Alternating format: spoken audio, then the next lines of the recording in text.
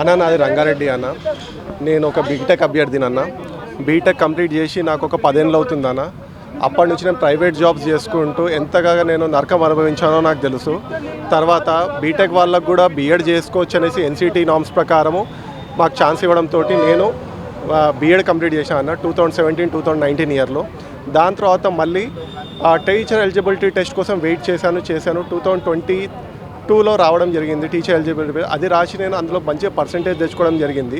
దాంతోపాటు మాకు అప్లై చేసుకోవడానికి ఛాన్స్ ఇవ్వడం జరిగింది గురుకుల టీజీటీకి. అప్లై చేశాను, రాశాను ఎగ్జాము. అండ్ 1:2 లిస్ట్లో కూడా ఎలిజిబిలిటీలో నేను ఉత్తీర్ణంలో ఉన్నాను. దాంట్లో 1:1 లిస్ట్లో మెరిట్ లిస్ట్లో వచ్చేసేసి విత్హెల్డ్లో ఉండవడం జరిగింది.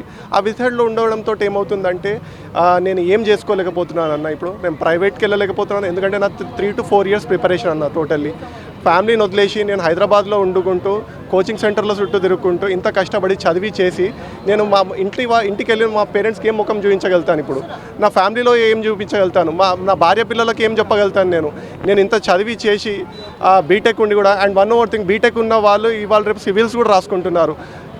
బీటెక్ వాళ్ళని కాదు, ఒక పండిస్తుంటారు, మ్యాథ్స్ హిందీ పండిస్తుంటారు, ఇంగ్లీష్ పండిస్తుంటారు, తెలుగు పండిస్తుంటారు.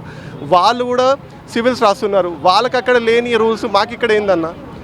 మేము ఇక్కడ బీటెక్ అంటే మాకు టెక్నికల్ నాలెడ్జ్ ఉంటుంది, వీఆర్ యాక్సెప్టెడ్. అంతతో పాటు మేము ఇంగ్లీషు పర్ఫెక్ట్ ఉంటుంది. గురుకులాల్లో ఇంగ్లీష్ స్కూల్స్ ఉంటాయి, ఇంగ్లీష్ చెప్పగలుగుతాం మేము.